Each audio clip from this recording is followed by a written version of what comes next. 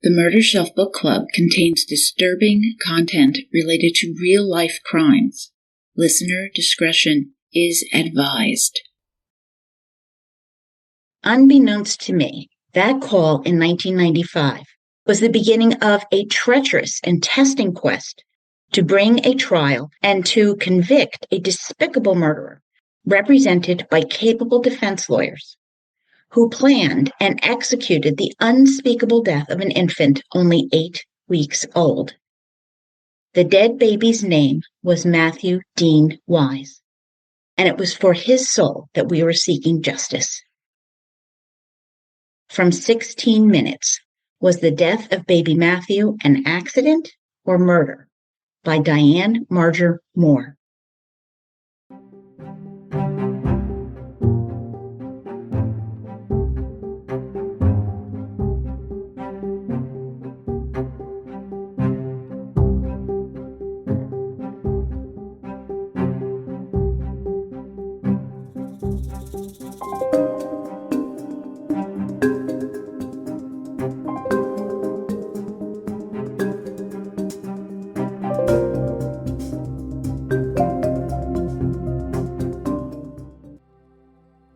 Well, welcome to the Murder Shelf Book Club podcast. I am your host, Jill.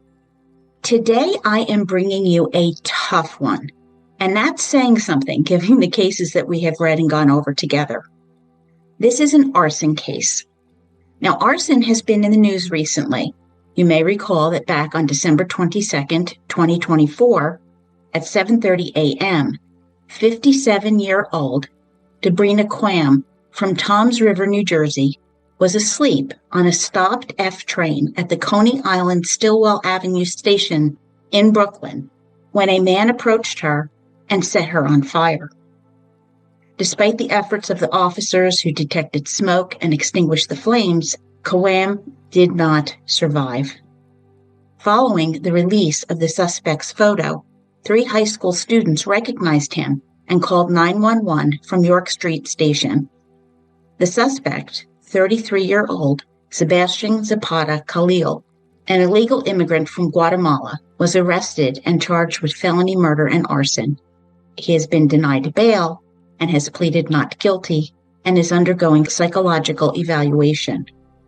Now, I mention this case because we are delving into an older one from 1993, and arson is as relevant then as it was now. Before we get going, for your information, fire setting is behavior, arson is the crime, and pyromania is a psychiatric diagnosis. Fire setting behaviors have been associated with mood disorders, anxiety disorders, conduct disorder, oppositional defiant disorder, and attention deficit disorder. Most arsonists are male, but the proportion of females causing arson is on the rise. So 16 Minutes, was the death of baby Matthew an accident or murder? By Diane Marger Moore, was published in 2021. And this was a case that I had not heard of. And I do prefer to remember the victims and give them a voice, even if it's an 8-week-old baby. But this is difficult. More than once, I felt my eyes filling up as the realization of what happened took hold. At the same time, its humor, insight, and casual cadence is endearing and a testament to our author, who was the prosecutor on this case, Diane Marger Moore. I felt as if we were hanging out with her, just telling a story, describing all of the people so I could fully visualize and hear them speaking in my head. It's truly a wonderful book. It is also 566 pages, so keep that in mind. Our usual book runs about 400. So you're going to have to read 16 minutes because the details are gripping. A little bit about Diane Marger Moore. She is an accomplished author and a prosecutor. She began her legal career as a defense attorney, trying her first murder case in 1979, a death penalty case in Claxton, Georgia. Later, she became the chief arson investigator of Marion County, Indiana, winning cases deemed unwinnable. Diane believes that great litigators are also great storytellers, which makes or breaks the cases. Her preferred role is mother to two. Supported by her saintly retired engineer husband, he encouraged her to follow her dreams. Currently a civil litigator, she represents traveling crashes, whether it's planes, trains, or automobiles, a fine movie, by the way, and handles complex federal whistleblower cases. So I would love to be a fly on Diane's wall. Her first book was Inconvenience Gone, The Short Tragic Life of Brandon Sims, and it was published to critical acclaim, followed by her second book, this one, 16 Minutes, in August in 2021, which I am bringing to you. Thank you for your help, Patreon Murder Bookies. Now, this story may not be easy, but at least we can start with some comfort food. Diane Marger Moore shared her favorite recipe for blonde brownies. Trust me, these are truly comforting, but try not to eat a whole tray at once. They are very filling. To make them, you crush up an entire box of graham crackers, placing them in a brown paper bag and stomping on it, or you can use a cooking mallet. Now, the box crumb ones that you can buy of graham crackers, they are not the right consistency, so you have to mash up the crackers.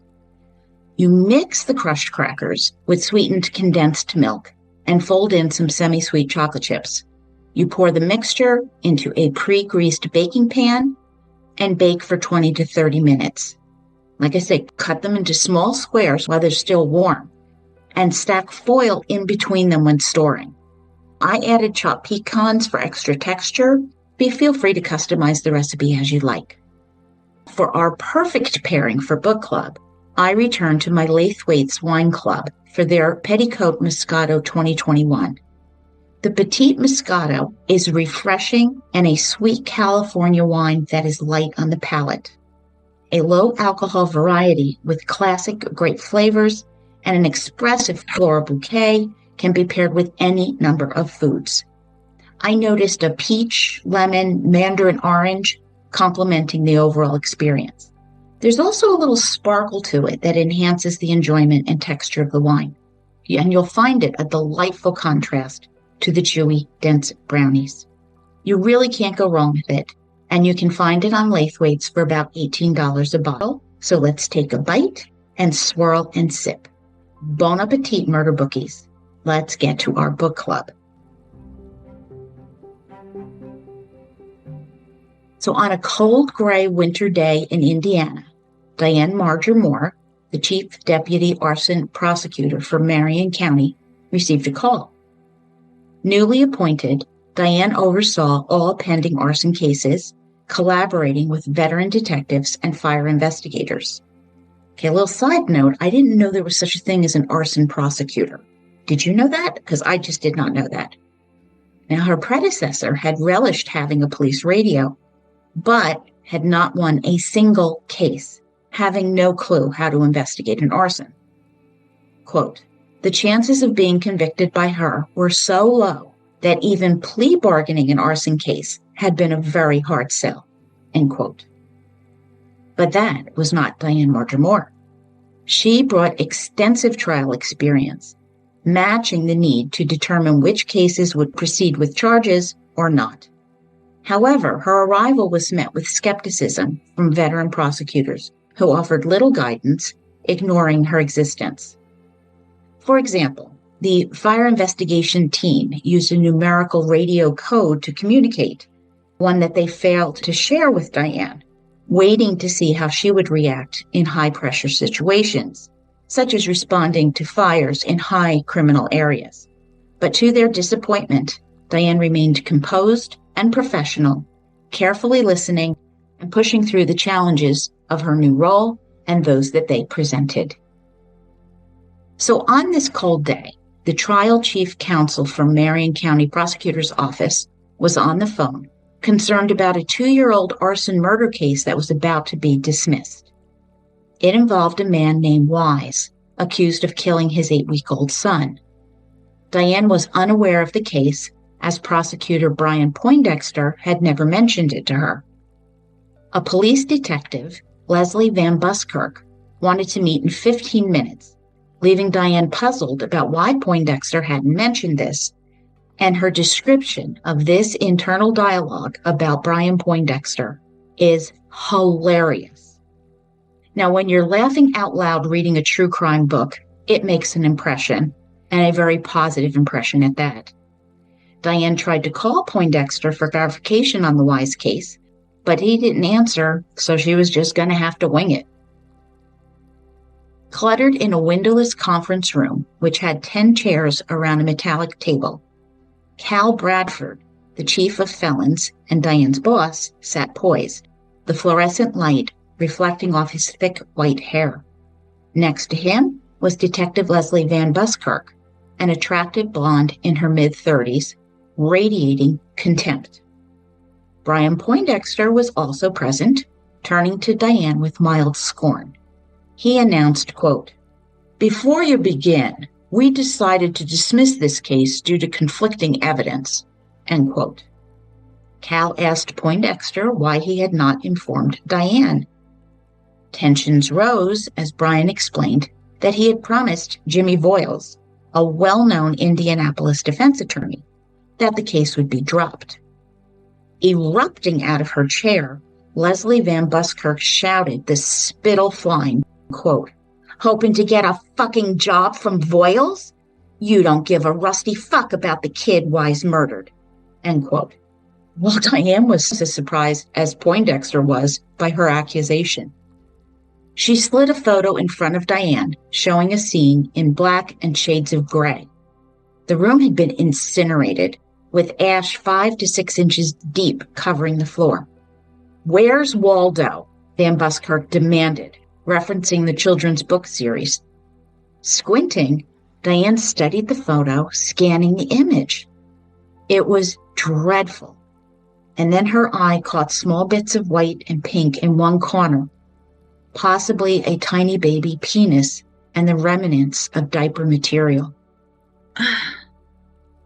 Ghastly. There were no arms or legs, as the entire body had been burned down to baked organs and ash. Only half of the infant's head remained. Horrendous beyond imagination, VanBuskirk exclaimed, quote, "He killed that baby and Poindexter wants him to get away with it. Do you have any balls?" End quote. Well, as a matter of fact, Diane did not have balls, but she replied, quote, "We don't dismiss murder cases, especially arson murder cases," end quote, as she pushed the photo towards Cal, the decision maker on this one. Diane asked the detectives about the father's motive. VanBuskirk, cussing and frustrated, explained that William Wise was a sole suspect in a homicide and feticide case that occurred last year. He despised children, had no respect for life, and lacked remorse. The teenage victim was Rayanne Simons of Eckerd, Indiana. She'd been pregnant with twins and was last seen alive by Wise, who had cooperated with police. Later, Rayanne's body was found in the woods, the twins dead as well, and the cause of death was blunt force trauma. Wise's current wife, Michelle, had provided him with an alibi during this investigation by Eckerd PD. With Brian Poindexter averting his gaze, Diane informed those present that Brian was off the case. Sneering, he said to Cal, quote, "I promised Voiles that this case would be dismissed. I also told Judge Barney that I would be dismissing it," end quote. He dropped the file on the table, his eyes blazing with contempt, and then left the room in a huff. Once he was gone, Diane closed the door and said, quote, "I don't want anything getting back to Voiles," end quote. It was time to make a plan. As she set to that task, Diane reflected on her husband's joy at the birth of their daughters and struggled to understand why a father would kill his newborn. Could she prove that William Wise had knowingly and intentionally caused his son's death by fire, as the law required? While the state didn't need to prove motive, juries often seek to understand more than just the legal requirements, as all experienced trial lawyers know. An investigator from the Indianapolis Fire Department, David Lepper, had completed the fire investigation report, and he was known for his adequate work, not exceptional, and he was approaching retirement. Typically, fire reports include a spreadsheet containing information such as the time of calls, time of response, number of personnel on the vehicles, brief description of activities, and the time of recall. However, this case included a detailed write-up that went beyond this usual chronology. William Wise had stated to Lepper he checked his watch at 5 a.m. before going to the bathroom. From that time until he and his wife heard the fire alarm and saw the fire trucks and the fire was extinguished, a total of 16 minutes had passed. Diane thought back to the utter devastation in the photos. Everything, including wood, metal, and flooring, had been burned beyond recognition, reduced to ash. In 16 minutes. The fire department had arrived within 3 minutes and found alarming evidence. The fire had burned at an alarm-detected level for less than 13 minutes, yet everything more than 6 inches off the floor was completely destroyed. The crib, changing table, furniture, lamps, toys. Such extensive damage is unheard of for an accidental fire, leading investigator Lepper to categorize it as suspicious. This posed a legal challenge. Proving it in court would be difficult if the investigator couldn't determine that the fire was intentionally set. He had not ruled it was arson. Additionally, if the case file contained no photographs or autopsy reports, which are typically included in investigations of infant deaths. But what remained unchanged? 16 minutes had passed with both parents in the home. Who called 911? No calls were made from the house. Well, why? Why hadn't they rescued the baby? Michelle Wise had called from a neighbor's at 5:09 a.m. A minute later, at another neighbor's, William Wise had called at 5:10 a.m. Why weren't they together? And where are the 911 recordings? And why did Poindexter want to dismiss the case? With so many questions, Diane called home, asking her husband to check their smoke detectors, located in every room, her deep concern a consequence of her being an arson prosecutor. And he obliged.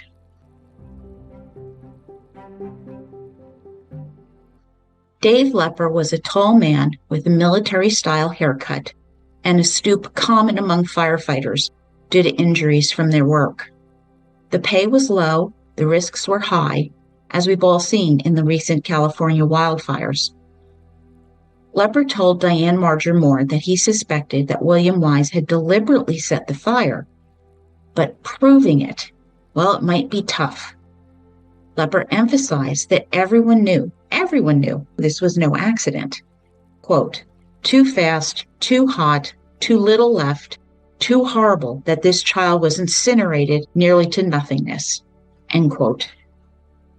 Conducting the investigation from the outside, working inward toward the nursery and Matthew's crib, Lepper assessed burn levels as he went. The fire was confined to a small nursery, which measured 8 by 4 feet or 2.4 by 1.2 meters, a tiny bedroom, the closest room to the stairs. The pungent smell of char and human flesh permeated everything. It was unlikely that Matthew died from smoke inhalation in the 16 minutes before the fire consumed him. The debris was carefully sifted with a focus on burn patterns that could indicate an accelerant and the fire's origins. Despite identifying suspicious burn patterns, Lepper refrained from making conclusions until all possible causes were explored, noting the complexities since William Wise was a dispatcher for the Indianapolis Fire Department. This implication gave Diane a headache, the complexity of the situation dotted with so many unknowns. Lepper also found several degraded plastic blobs of unknown origin. and he had interviewed Bill and Michelle Wise. Accidental fires can result from unintentional events or acts of nature, like faulty wiring or an overheating curling iron, which are all typically non-criminal. To prosecute arson, the state must prove the fire wasn't caused by an act of God or an accidental event and identify the perpetrator. Now, many arsonists are caught due to injuries sustained from setting the fire or leaving behind canisters with accelerants linked to them. Some even brag about their actions. In photographs of fire scenes, arsonists can occasionally be spotted among the crowd watching the blaze. Arsonists often have a history of fire setting that begins in childhood and escalates to more serious offenses like burning cars or buildings. The most dangerous individuals use fire as a weapon, making it just as lethal as a gunshot. An arson investigation unit includes a fire investigator and a police detective. Lepper's partner assisted him in taking statements from the Wises, describing their house and Matthew's room to match debris to the content. Their split-level house had 3 bedrooms, 1 bathroom, and a kitchen next to the living room on the upper floor, with an additional living area and bedroom downstairs. Matthew's room was the first on the upper floor on the left, just off the hallway. A fire alarm system had been installed when the Wises bought the house. And I have a photo of the hallway leading to Matthew's room on my blog at www.murdershelfbookclub.com, April 2025. So check it out. The rest of the house had been undamaged, indicating a brief fire. Although an accelerant had to been used, tests revealed no gasoline, kerosene, or lighter fluid. Wise was a smoker and had matches and Bic lighters in the house. When Lepper spoke with William Wise, literally just after Matthew's remains were found, he was calm, collected, and anxious to help. These interviews were characterized as strange by Lepper. Quote, "Bill is small, not just short, but thin and wiry, with very dark eyes. His face was blank when we talked, like no expression, no guilt, no grief, no nothing." End quote. When answering, Wise seemed to be enjoying the attention he received. His wife, Michelle, was described as very unattractive, a swollen face, stringy brown hair, no makeup, and thick legs. In spite this extensive investigation, Lepper could not identify the cause of the fire. Diane was now focused on the Wise investigation, plus a typical caseload of about 30 felonies. Each case held significance to her, but baby Matthew was causing her sleepless nights. Detective VanBuskirk arrived at her office with a flatbed cart of boxes, including the 911 tapes from the Metropolitan Emergency Communication Agency, or MECA. These recordings are time-stamped and are only kept for 30 days before being overwritten. So if detectives aren't diligent, vital evidence can be lost. Many arsonists even call 911 to report their own fires, and recordings often capture the emotional tumult of these callers. So Diane was eager to listen to the calls made by William and Michelle Wise. VanBuskirk was disgusted that William Wise had been out on bond for nearly 2 years on a, quote, $10,000 bond, end quote. Shocking Diane, since murder is a capital offense in Indiana. Wise wasn't even wearing an ankle monitor, all of which Poindexter had agreed to. All right, he's not going to be one of my favorite people, I can tell right now. Insurance was not a motive, as the Wises had no life insurance on Matthew, and they had just bought their home, so there was no equity. Allstate Insurance had conducted a costly investigation, ruling out all accidental causes, and even created a model of the nursery for a burn test. Diane was astonished to learn that this was all captured on video and preserved at Barker and Herbert Laboratories, where Allstate continued to cover the cost 2 years later. This could be a game changer if it had been done correctly. A jury would be able to see with their own eyes the vast difference between an accidental fire and what had occurred in the Wise's nursery.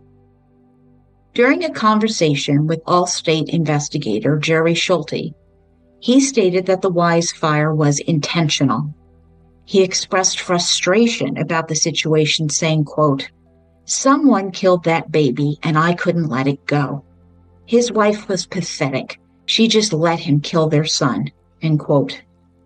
He said Diane needed to interview the fire expert and electrical engineer Allstate had hired. Schulte felt grateful for Diane's efforts, remarking, quote, "You're the reason we've paid to store that burn room all these months," end quote. Well, that sentiment moved me. This is a good man trying to do the right thing. And then Schulte asked Diane if she knew about the lawsuit. Well, a few days earlier, William and Michelle Wise had sued Fisher-Price and Walmart in the U.S. District Court in Indianapolis, claiming that a baby monitor had caught fire, leading to the death of their son Matthew. Sounds like motive to me. Following up with Detective Leslie VanBuskirk, Wise was trying to get $1 million for his son's death, and he had planned to wait until Poindexter dismissed the case, meeting Indiana's 2-year statute of limitations requirement. But when Diane refused to dismiss, they had to go ahead and file or miss the deadline. So next up, review all the boxes of documentation, much of its transcripts of what William Wise had told investigators, Allstate, and the first responders. A single photo of Matthew was taped to Diane's window, as this was about justice for him. She learned that the formal interviews had occurred 2 weeks after the fire, likely waiting until after little Matthew's funeral. And that's fair. There is a very delicate dance of interaction with parents who have lost a child, balancing dealing with parents who were also suspects in the death of their child. Bill Wise spoke with fire investigator Dave Lepper and Hubert Rethmeyer. Bill noted everything was normal. His shift ended at midnight. After chatting with friends, he went home and found Michelle upstairs on the sofa with their son, Matthew. Bill talked to Michelle for about 30 minutes before putting Matthew in his crib, 6 steps away from the living room, around 1 or 1:30 a.m. Sleeping in their basement bedroom, the baby monitor was with them. 30 minutes later, the baby monitor indicated that Matthew was awake. Bill gave him a bottle on the sofa and then returned him to his crib, taking about 15 minutes.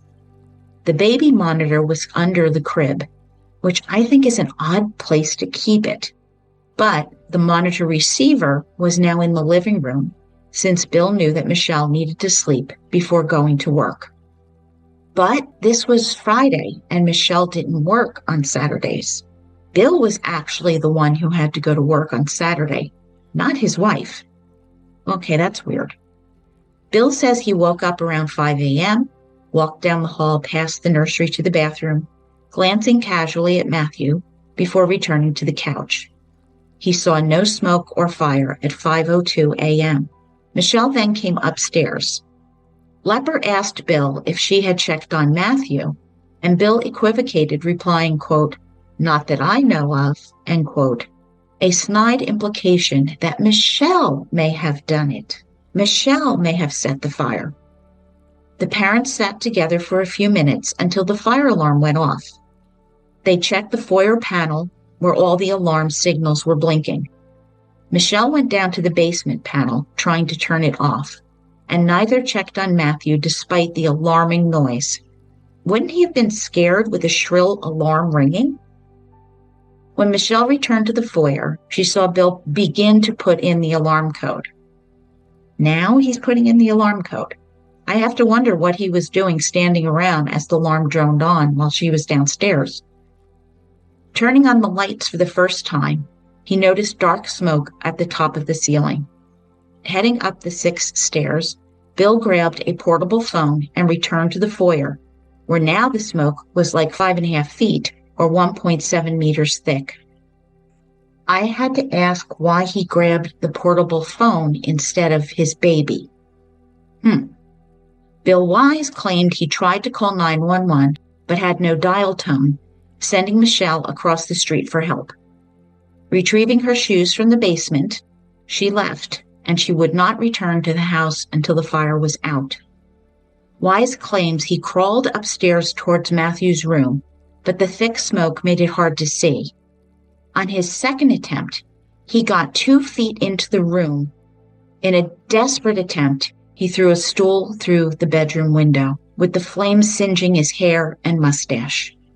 There were flames under the crib and along the wall as Bill backed out. Seeing a neighbor's light on, he ran, knocked on the door, and called 911. Now he returned to his house, donning an old fire jacket and helmet, and tried to go upstairs again, but it was just too hot. All right, stop right there. Stop right there. This is a basic fact. It is called the fire triangle. Fire needs fuel, oxygen, and heat. I believe I learned this about in 3rd grade. Every firefighter certainly understands this principle.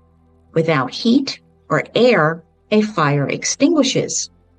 No one with fire training would break windows, allowing more oxygen into a room to fuel a fire. Diane's face nearly turned purple as she was reading this. To make matters worse, the front door was also left open, which also increases the oxygen flow into the house. More oxygen means a bigger, hotter fire. Oh, God. Going outside, Wise met an Indianapolis police officer saying, quote, "I'm with IFD. There's a baby upstairs," end quote. Using the officer's mag light, they went upstairs, finding everything engulfed in flames. Now Wise said a firefighter approached him, with Bill telling him Matthew's location, while Bill now rubbed his face, neck, and hands with snow. Lepper asked Wise about the Mecca radio found hidden in a downstairs bedroom, which is typically used by fire and police departments. Wise admitted he did not have permission to keep it at home, and he hadn't used it, despite it being able to call in a fire emergency and have fire trucks arriving in under 3 minutes. Well, why hadn't he used it? Why would you bring it home and not use it? Asked how he thought the fire started, Wise said possibly the baby monitor around the electrical plug. Michelle Wise was interviewed on the first day, and her statements closely mirror her husband's. Now, identical statements can indicate collusion, while differences might lead to additional evidence, which is why separating people during interviews is important. Diane knew that 2 years later, in spite of her many questions, there was no way defense attorney Boyles would ever allow her to speak with Wise. It was just not going to happen. However, she knew she could speak to Michelle, who remained firmly supportive of her husband. It was Allstate Insurance who obtained the most detailed sworn statements due to the Wise's claim. Allstate also hired experts from Barker and Herbert Analytic Labs to assist in their investigation. Importantly, after the fire, Steve Shand, the cause-detecting inspector, and engineer Jim Finneran had access to the Wise home, while police and fire investigators no longer did. Accompanied by Detective VanBuskirk, Shand and Finneran conducted another meticulous inspection. Finneran ruled out all electrical causes, though unfortunately he did not find the baby monitor transmitter. Shand concluded that an accelerant had been used to start the fire, noting a burn pattern which was wider than that indicated by investigator Lepper. Based on the characteristics of the burn, Shand determined that a hydrocarbon, likely gasoline, butane, or kerosene, was used as the accelerant. The problem? The police report showed that firefighters did not smell any accelerants after removing their self-contained breathing apparatus, SCBA, used to breathe, nor were any unusual hydrocarbons found in the room. Problem was, Lepper had ruled out hydrocarbons due to the burn pattern while smelling alcohol in the carpet. He had taken a sample and sealed it in an empty paint can, which would preserve any emitted gases. This inconsistency between Shand and Lepper would create reasonable doubt, the likely reason that Poindexter had decided to drop the case. A top-notch Marion County crime lab had tested samples using gas chromatography and mass spectrometry, which offers highly reliable results. However, the lab results were missing from the files, raising concerns for Diane about whether or not they had actually been processed. And if Wise's lawyers found out that samples had been submitted without a report, he might claim a Brady violation or prosecutorial misconduct. Musing, Diane wondered if the fire had been caused by alcohol, particularly rubbing alcohol, which is very common in homes. Could this have been an accident then? With these thoughts swirling, Diane rushed over to Criminal 5 Court for the calendar call, which is often referred to as a cattle call by prosecutors, as, quote, the court requires everyone involved in cases that may go to jury trial in the next month or two to show up at the same time, end quote. Lawyers explain why cases hadn't been resolved by a guilty plea or a dismissal, with a stern-looking judge's eyes boring into the defendants. After the session, Diane learned that Judge Barney was waiting to discuss the Wise case with her. It seems that a hearing was pending. Already? And Poindexter had said nothing about it. In the courtroom were defense attorney Voiles, a man of small stature, William Wise, and an unhappy-looking Judge Barney. Seated nearby were Michelle and William Wise's mother, Jean, who both glared at Diane with intensity. They were deliberately projecting an image that conveyed, quote, look what a good guy he is with his loving wife and mother, end quote. Diane Marger Moore told the judge she was unaware that her case was set for trial in 3 weeks, and she was not going to be ready. Judge Barney asked Voiles if he would be ready. Pausing a bit to make Diane squirm, Voiles requested 6 months for preparation. Now, this displeased the judge because the Supreme Court in Indiana tracks how many cases judges try and the ages of the case, and this case was already ongoing for 2 years. Too many old cases could lead to negative publicity. As a result, they were given 3 months and a set trial date. As Diane gathered her files, everyone exited the courtroom. Suddenly, her boss, John Commons, approached her, closing in until her back was against the wall. His breath was laced with alcohol, and he snarled at her, quote, how dare you think you know more than Brian Poindexter? Who the hell do you think you are? The Wise case should be dismissed, end quote, sounding like a drill sergeant. Diane paused for a moment, took a deep breath, and burst out laughing. She was just too tired to deal with someone like him. Astounded, John backed up a step, and Diane looked at him and said, quote, sure you've been laughed at before, John, end quote, as she slipped out the door. And this is when I fell in love with Diane Marger Moore. Oh my God, she's fantastic. While Diane made calls, notifying everyone about the new trial date 3 months off, she asked Lepper if he had that lab report, which he did, and it had confirmed the presence of alcohol. She also contacted Detective Will Wilson, a tall, reserved black man with exceptional listening skills. They arranged to meet at the fire investigation office, meaning Diane would not be able to tuck her girls in that night. But she promised to make brownies with them over the weekend. She also reached out to Barker and Herbert's legendary head honcho, Barker Davies.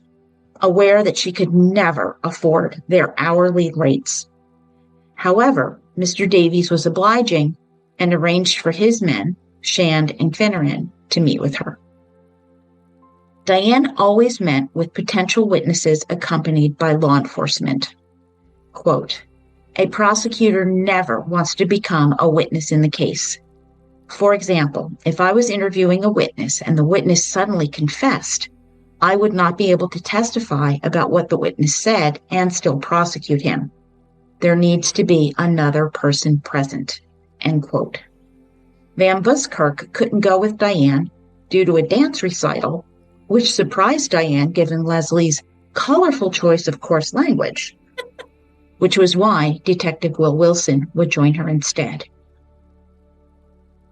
Back at the office, newly elected prosecutor Scott Newman, a former federal prosecutor, called Cal Bradford and Diane in to discuss strategy.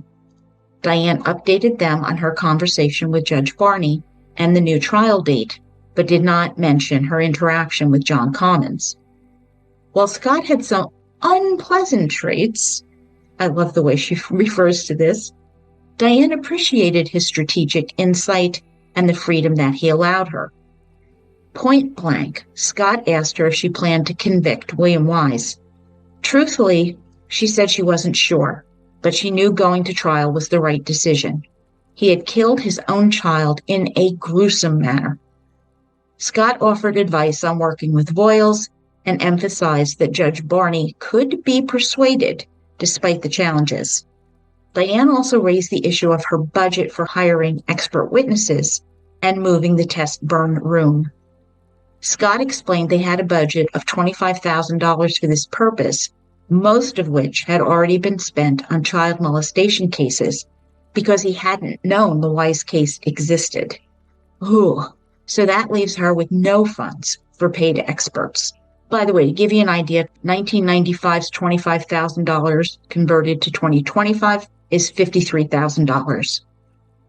Now Diane went over to the arson squad, toting 2 bottles of rubbing alcohol. Will and his partner, veteran firefighter Larry Carter, were there, ready to test it to see if it would burn. Carter directed them to the back concrete stairs where the rubbing alcohol could be safely poured. Striking a match, nothing happened. A second match created a whoosh as pale bluish flames erupted, confirming the alcohol ignited easily. Diane wondered if it would work on carpet. Well, the only rug that they could test was pretty ratty, but it was under the commander's desk, and Carter out and out refused to burn his boss's rug. Calling Commander Mark Froelich, he said that yes, they could burn the rug, but not the building. With the rug now placed on the same stairs, Diane poured the alcohol once again, and whoosh, the carpet ignited. Diane now wondered, where had the alcohol come from? Well, that evening she went home and tucked her daughters into bed, promising them that she would be fun mom on Sunday.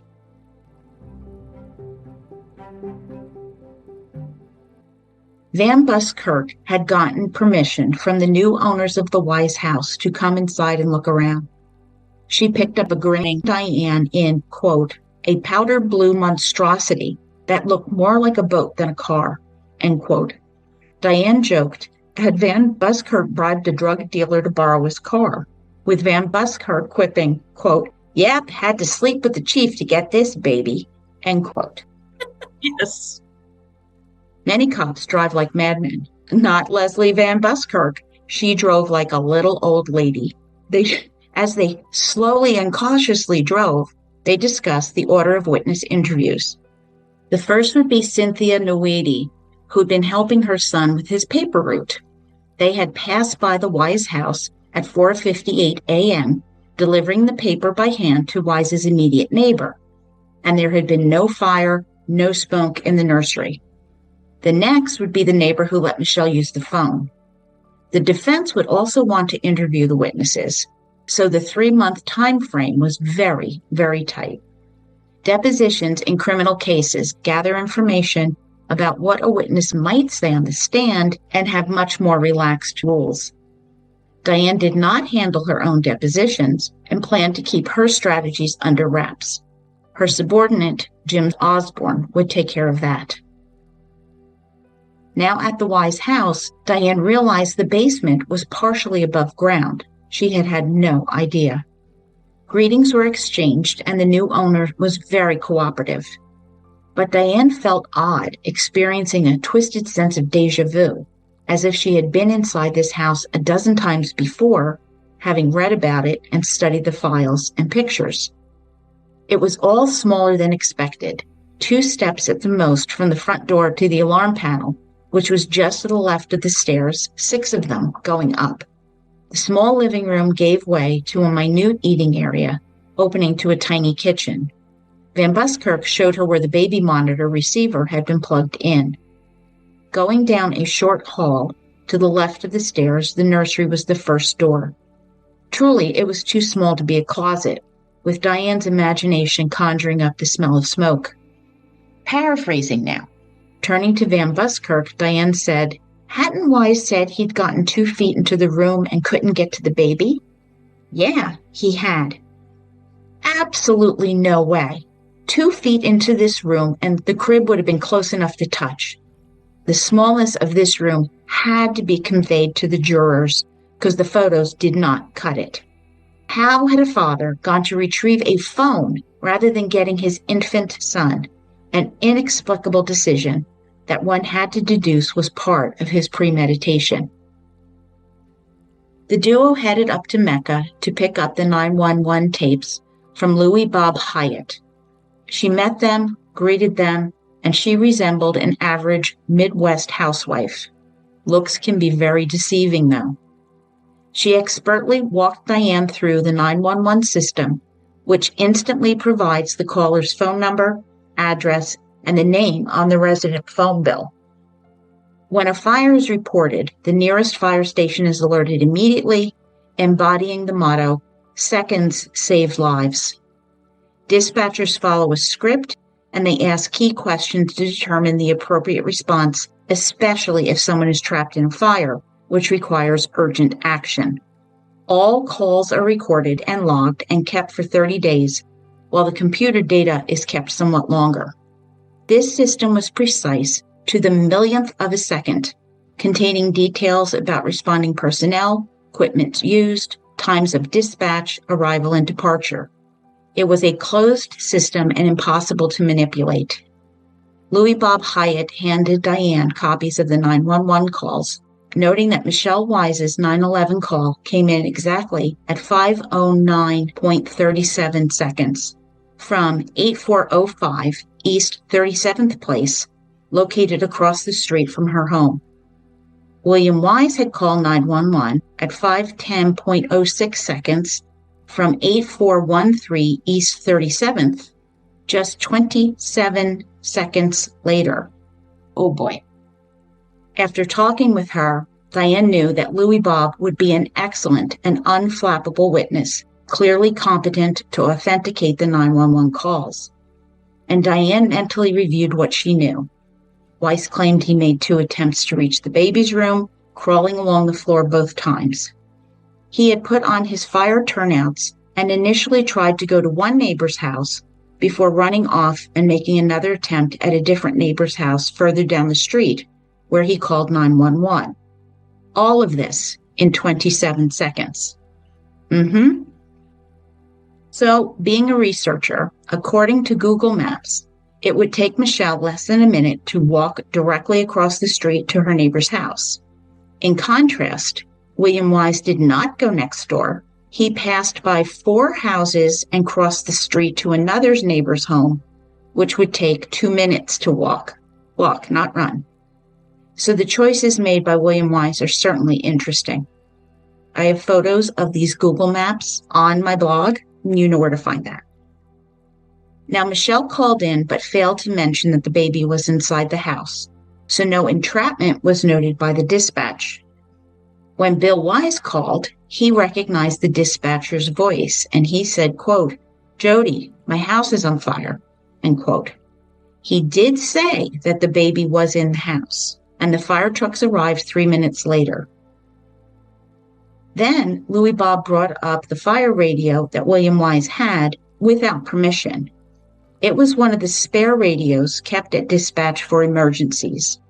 She said that Lepper had returned the radio to them, and Louis Bob realized that while it was fully operational, no emergency alerts or calls had been made from it.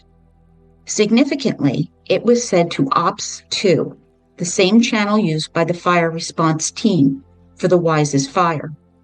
Incredulous, Diane said, quote, "Are you saying that Wise was able to hear the fire trucks being sent to his house and the conversations of the fire department personnel once they arrived?" Nodding, Louis Bob said, yes, he would have known when they would arrive and could have monitored all communications if he was actually listening to the radio, end quote.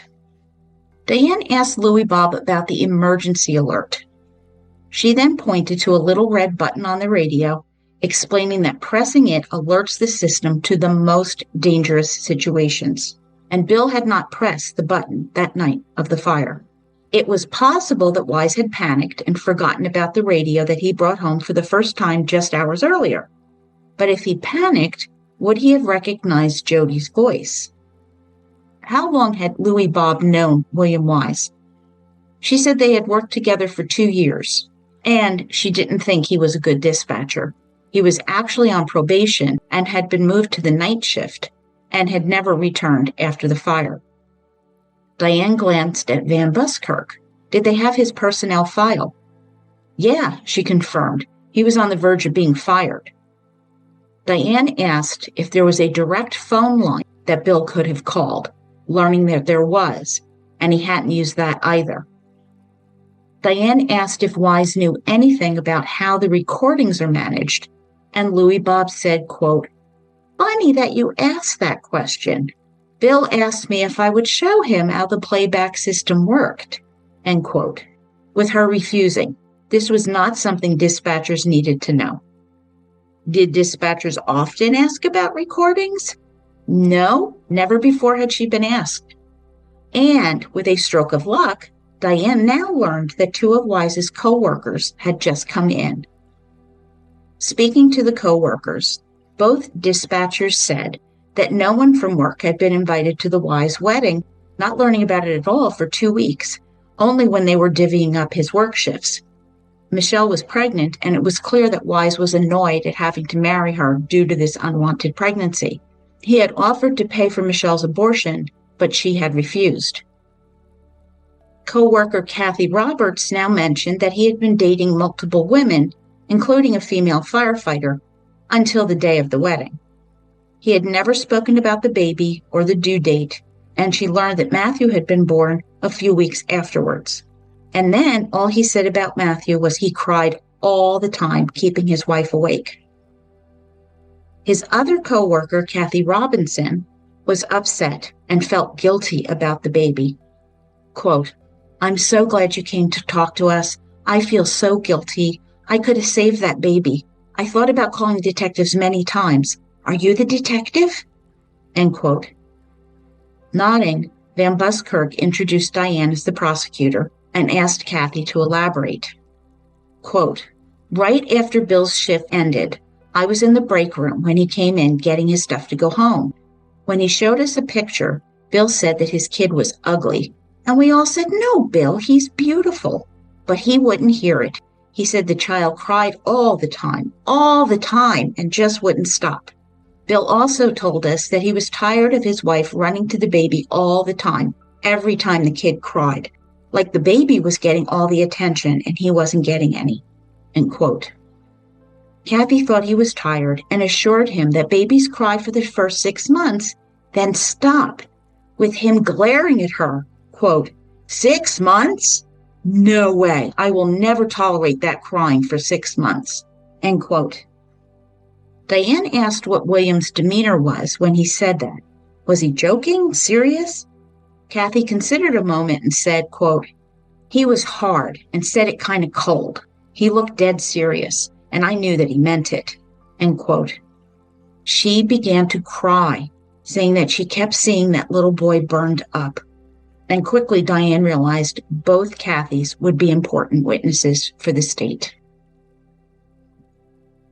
Back at the office, VanBuskirk updated Diane on Michelle. Now 31 years old, Michelle Davis had worked for Bank One and had met William Wise on a dating app which was still active. Michelle became pregnant, with William pressuring her to have an abortion. Afterwards, they broke up for a while, during which she moved back in with her mother in Eckerd. However, they eventually got back together to the dismay of her coworkers, who thought he was creepy, not understanding her attraction to him. They suspected he may have been her first boyfriend ever. And then Michelle became pregnant again. Wise again pushed for an abortion, but Michelle refused. And the next thing they knew, Michelle was married to him. After the wedding, she continued to work until she went on maternity leave. She was only back to work a day or two before the fire happened. Michelle appeared to be tired and worn out. After Matthew's death, she and Bill moved to Las Vegas, and then Wise was arrested. Diane asked where Michelle was when Ray Ann Simons was killed, learning that she was in Eckerd with William Wise under investigation for Ray Ann's murder. All right, so about Ray Ann Simons. In 1991, 17-year-old Ray Ann Simons learned she was expecting twins while dating 25 years old William Wise, who was also seeing Michelle. After meeting Ray Ann in a mall parking lot and hanging out, he said that she had dropped him off, with Ray Ann never making it home. Leslie VanBuskirk had found nothing linking Michelle to Ray Ann's death. 3 weeks after Ray Ann disappeared, her body was discovered, bludgeoned to death near a riverbed, and it appears she had been carried to that location in what is referred to as a fireman's carry. Foreshadowing, foreshadowing, foreshadowing. Wise had cooperated with the Eckerd police detective, Miles Stacy, who recorded a video interview with him. In it, Wise appears emotionless, detached, staring with blank black eyes, claiming he would do anything to help law enforcement. Leslie said that Wise's response seemed off. He never acknowledged that the twins were his, and he showed no concern about that whatsoever. This unnerved Diane, who sensed that there was something wrong with this guy. Miles Stacy was convinced that Wise was responsible for Ray Ann's murder, but just did not have enough evidence to make an arrest. Was it just coincidence that Wise's twins were murdered, and 18 months later his son Matthew was killed? Diane had to wonder if Ray Ann had refused to have an abortion. And I have to wonder why Wise, who is so resistant to fatherhood, kept getting his girlfriends pregnant. Selfish idiot, apparently. Now, it had taken Leslie VanBuskirk a year to gather enough evidence to convince Brian Poindexter and a judge that there was enough probable cause that a crime had been committed and the criminal was William Wise. Finally, on March 3, 1994, just 3 days before the first anniversary of Matthew's death, charges were filed and a warrant was issued. Arrested in Nevada, William Wise was returned to Indianapolis to face charges of murder, felony murder, and arson, a Class A felony, causing death or serious bodily harm. This affidavit included the following observations by Officer Keith Williams. On March 6, 1993, the day of the fire, the officer reported to a residential fire during routine patrol. He arrived within minutes, finding flames coming from the upper south side window. At the doorway stood a white male in mismatched fire gear who identified himself as being with the Indiana Fire Department, and he said there was a baby inside. Williams assumed he was a fireman. Wise showed no signs of worry, concern, or grief. Instead, this calm, detached demeanor resembled what Diane had seen in the Simons video. Only this was happening as his son was trapped inside and burning to death. So disturbing. Told you this is a tough one. VanBuskirk told Diane that William Wise had no known criminal history, though she hadn't seen his juvenile record. And Diane knew that arsonists often have a history of starting fires linked to sexual fetishes. So they needed to check on his childhood, checking on any fires in Wise's area, and instances of burned animals. Eckerd PD's Miles Stacy might be able to help with this, as smaller towns often have tight-knit communities where information is easier to uncover. Investigating past fires could prove essential in understanding Wise. It's interesting to me that Wise was wearing fire gear and mismatched fire gear. Why would a dispatcher have fire gear? And he supposedly put it on during those very busy 27 seconds. Now, VanBuskirk revealed that Wise had been a firefighter in Florida before coming to Indianapolis. He was fully trained with over 240 hours of experience, and this is highly significant. He knew breaking a window and propping open a front door would feed the fire, accelerating the burn rate. And Florida had sent his entire personnel file, more evidence of the thorough job that VanBuskirk had done. Now, on her way home, Diane stopped at a consignment shop and bought a used Fisher-Price baby monitor, model 1510. She planned to bring it with her the next day when she and Detective Wilson went to Barker and Herbert's lab in Fort Wayne.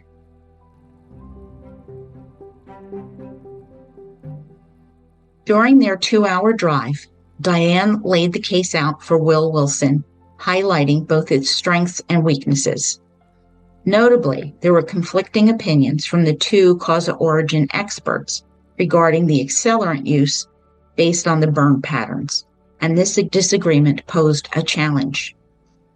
The defendant was blaming the baby monitor as the cause of the fire, but Diane couldn't help wondering where he had gotten that idea. Wise had wanted an abortion, not a baby. However, it was possible that a juror might have shared similar feelings, but had come to love the child fully after its birth, so it was best to avoid going there as motive. Additionally, the Wise family would likely testify in court about what, air quote, a great dad he had been. And both court officers understood that they didn't need to prove motive, but what they had was weak. Their goal at Barker and Herbert Analytic Labs was to determine which expert was correct regarding the accelerant and get information about the baby monitor. At the lab, Barker Davy, a short, middle-aged black chemist, welcomed them. He had a substantial wall to himself adorned with awards and other honors.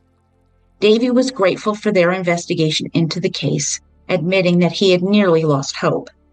Noting his sincerity, Diane was upfront about her financial concerns, with Davy assuring her, saying, quote, "I figured that, Mrs. Moore. I have children of my own.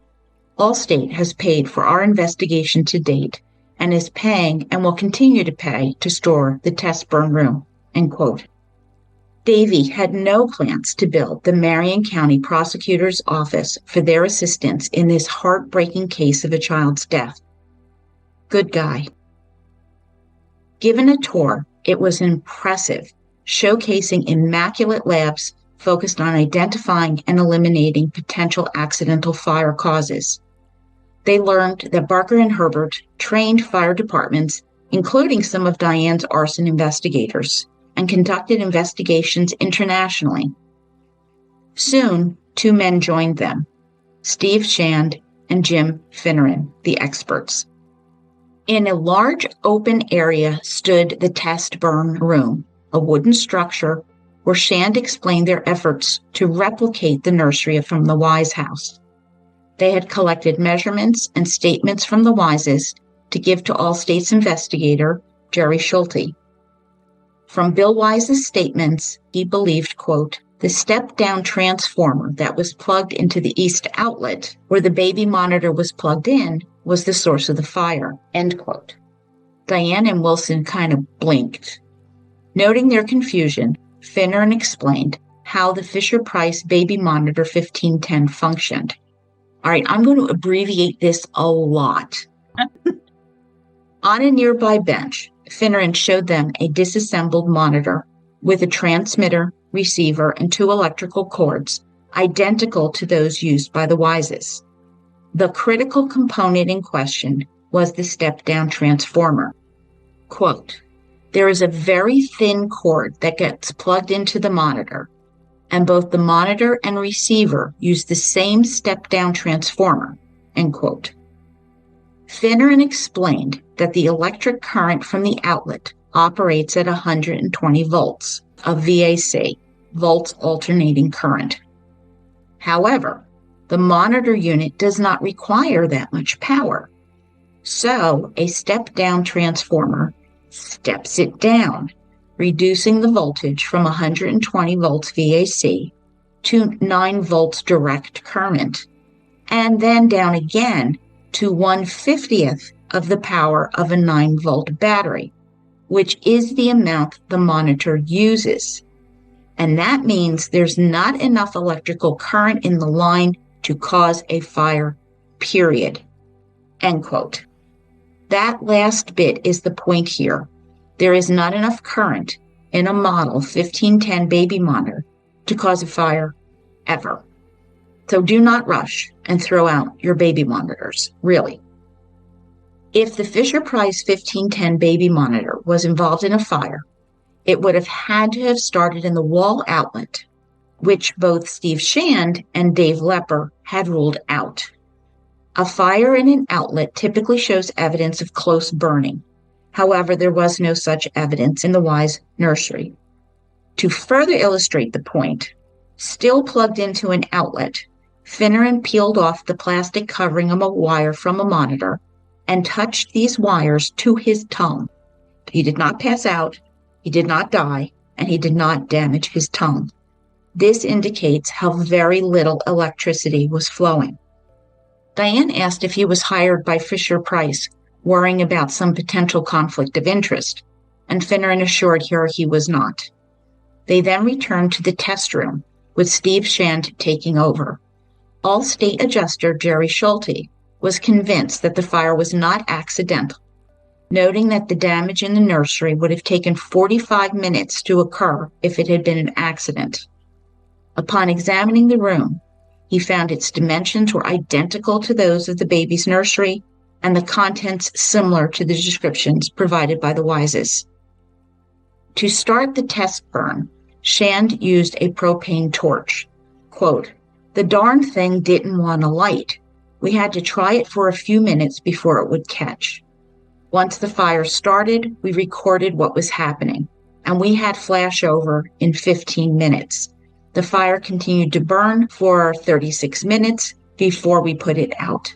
End quote. Diane confirmed that by looking at the video. At the 16-minute mark, she would see what a nursery should look like if the fire were accidental. Shand agreed, explaining that while the blowtorch was obviously non-accidental, it would accurately replicate an electrical fire starting in the outlet. Quote, "Even after 36 minutes of burning, there is furniture standing and is recognizable in the room." End quote. Diane noted that she could identify a changing table, an ottoman, and a sliding rocking chair. There was a doll in the crib that was charred but not completely destroyed. Near the crib was a Fisher-Price 1510 baby monitor. Clearly, quote, "The test burn room would help illustrate the falsity of Wise's claim to have been 2 feet in the room without grabbing Matthew," end quote. Having a video of this test would help convince jurors who could see the difference between an accidental fire and an intentionally set fire. And this is where I will end today. In 2 weeks, I know, in 2 weeks, I will return with part 2, episode 119, Justice Delayed is Justice Denied. On 16 Minutes, was the death of baby Matthew an accident or murder, by Diane Marger Moore. Diane is going to continue building the case against William Wise regarding the death of Matthew Dean Wise. The trial is approaching, and it is going to take some unexpected twists that will leave you breathless. I truly have never encountered a case like this before. So thank you for listening, Murder Bookies. I appreciate you joining me on our journey through some of the best true crime books. If you enjoy the podcast, please share it and leave a positive 5-star review. And you can contact me at jill@murdershelfbookclub.com or connect with me on X, Facebook, Instagram, and YouTube. You can always join my Patreon for $4 a month and help me choose the next book that I'll feature. I see you as you hear me, and I will see you in 2 weeks. Arsonists can occasionally be arsenics.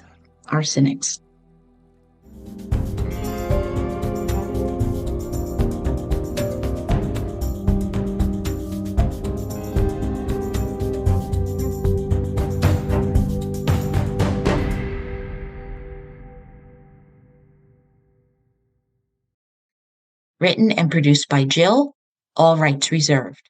Music, The Pewter Elephant by Blue Dot Sessions.